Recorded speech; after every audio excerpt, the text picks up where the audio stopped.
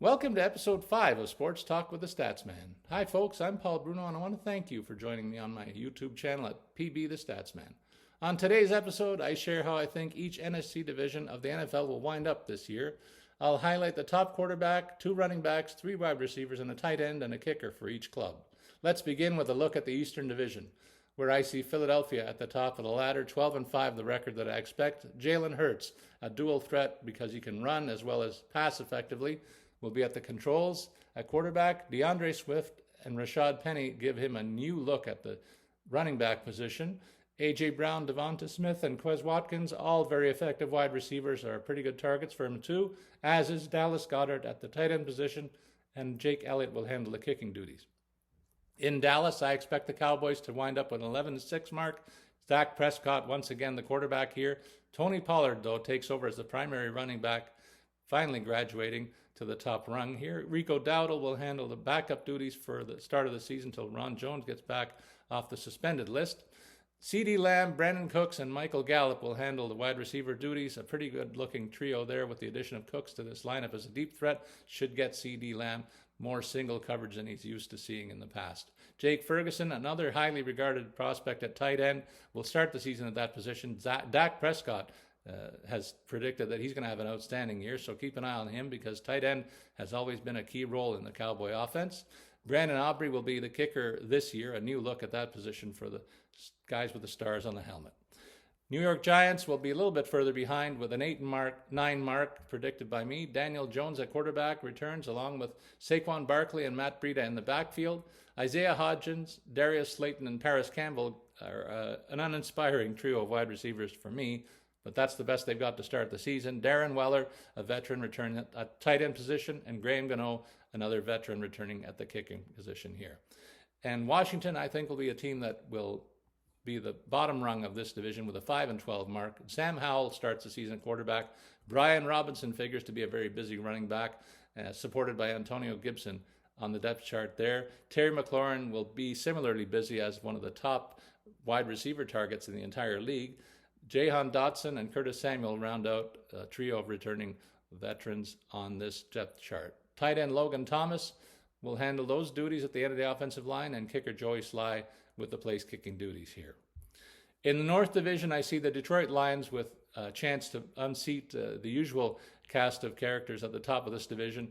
10-7, the predicted mark here. Jared Goff, very good in the passing game, should be throwing the ball all over the yard this season. With some effect to take this club finally to the top rung. Jahmyr Gibbs, David Montgomery, that's not a great duo at the running back position, but it's the best they've got for now. It gets more interesting for me at the wide receiver position where they have Amon-Ra St. Brown, an emerging talent, one of the most highly regarded and hyped wide receivers in the league. Marvin Jones, a veteran there as well, and Josh Reynolds give them a nice look at the wide out positions. Sam Laporta will handle the tight end duties. Riley Patterson at the kicking controls. Minnesota will be on the heels of the Lions this season, I think, all year. 9-8 is a predicted mark I have for them. Kirk Cousins, the veteran, returns for another kick at the cat. Alexander Madison and Tyler Chandler will handle the duties at the running back position. Justin Jefferson should be a hot commodity all year at wide receiver. Jordan Addison and KJ Osborne back him up at that depth chart. Tight end TJ Hawkinson should be one of the most highly sought after tight ends as well in your fantasy leagues. And kicker Greg Joseph round out the skilled positions here. I see the Green Bay Packers slipping a little bit this year, folks. 7-10, the best that I forecast for them. With a new look at quarterback, Jordan Love takes over from 2 veterans who've had the bulk of the duty in the last 30 years here for this franchise. They're finally having to see a changing of the guard, and that's going to cost them a little bit in this season, I believe. Aaron Jones and A.J. Dillon returning at the running back position should be very busy this year in terms of helping protect him with a solid rushing attack. Christian Watson should be an emerging talent at the wide receiver position. Romeo Doubs, Jaden Reed rounding out that trio. Luke Musgrave, a rookie at tight end, and Anders Carlson, a rookie at the kicking position. So a lot of new faces in the skill positions for the Pack this year. The Chicago Bears will be at the tail end of this group with a 6-11 mark, I believe. Justin Fields, who's renowned for his rushing abilities, needs to augment that with an improvement in the passing game to be effective, I think. Khalil Herbert and Deontay Foreman should be the guys trusted to handle the ball in the rushing attack to start the season. DJ Moore, Darnell Mooney, and Chase Claypool give him a fairly effective trio of guys in the wide receiver positions. Tight end Cole Kmet, a veteran at that position, returns for another chance to lead that depth chart. And then Carlos Santos will be the guy that handles the kicking duties here.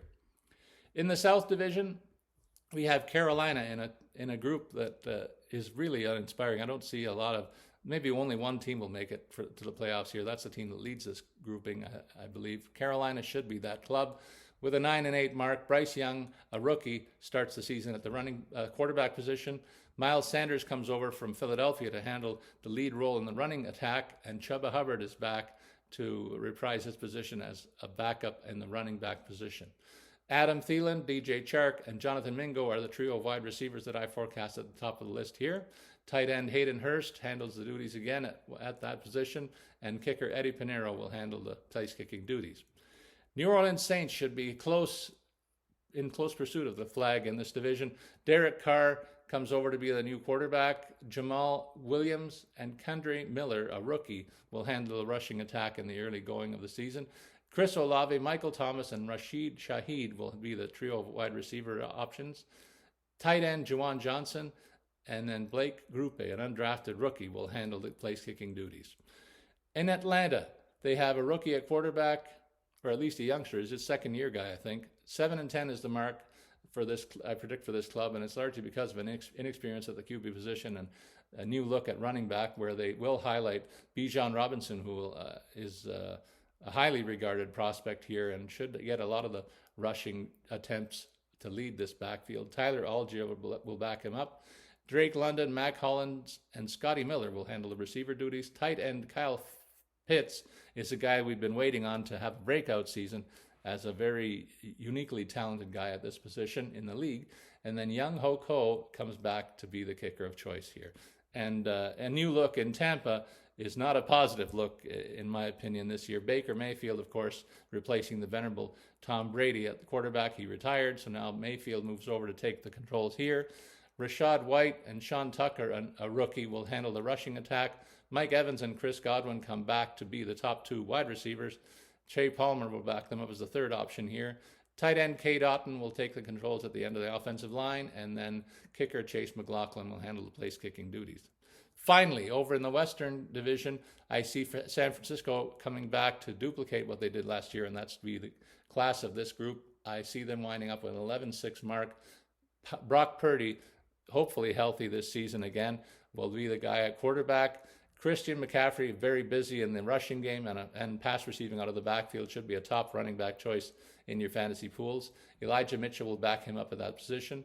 Deebo Samuel and Brandon Ayuk, a very nice 1-2 punch at the wide receiver set. Jawan Jennings is the third guy on the depth chart. George Kittle, one of the top tight ends in the major leagues here, will be handling that position. And Jake Moody is a rookie at the kicker position. Seattle will be 2 games back, I think. They finished with a 9-8 mark. Geno Smith has proved that he's a very capable quarterback, not getting the headlines like some of the other big arms around the league, but still a guy who can put his share of 300-yard games together. Is an interesting choice at the quarterback position if you're looking for a backup option in your leagues. Kenneth Walker and Zach Charbonnet will be handling the rushing game. Not a very impressive duo, and that's why I think the pressure's on Smith to make good use of DK Metcalf, Tyler Lockett, and Jackson Smith and Najigba at the wide receiver set. Najigba is a rookie at that position. Tight end Noah Fant will help out in the passing game as well, and Jason Myers will handle the kicking duties. In Los Angeles, the Rams will finish with an 8-9 mark. Matthew Stafford hopes to be healthy all year long. He'll have a very good support in the rushing game as long as Cam Akers is healthy and Kyron Williams handle the duties at the rushing game. In wide receiver set, another injury concern has cropped up most recently as Cooper Kupp is dealing with a hamstring injury that's going to keep him out at the opening week. And the hope is that he's not going to miss too much more time after that. So that situation bears watching. But it also means that Van Jefferson and Tutu Atwell should see more action in terms of receiver targets. Tyler Higbee as well is in that mix at tight end, and Brett Maher will be at the kicker position here. Finally, the last team that we're previewing in these two segments that I've done this week, Arizona finishes with a 6-11 mark in my estimation. Kyler Murray is on the player unable to perform list, so he's going to miss 4 games to start the season. That means the quarterback role will be handled by Joshua Dobbs, and the running back position, James Conner and Keontae Ingram will be the 2 guys there. I look for James Conner to be very busy. He's a guy that they count on to get a lot of touches game in, game out, and with the rookie situation at quarterback, he could be something of a safety valve there. Marquise Brown is nicked up a little bit, but he's at the top of the receiver depth charts, supported by Rondale Moore and Greg Dortch at that position. Tight end Zach Ertz is getting a little long in the tooth for my liking, but he's the guy that's still at the top of the tight end list. And Matt Prater, similarly, a veteran of the game at the kicking position. So that's my look at the NFC for this preview of the 2023 season. If you like what you've heard, please hit the like and subscribe buttons on the screen. It's all free. Thanks for listening.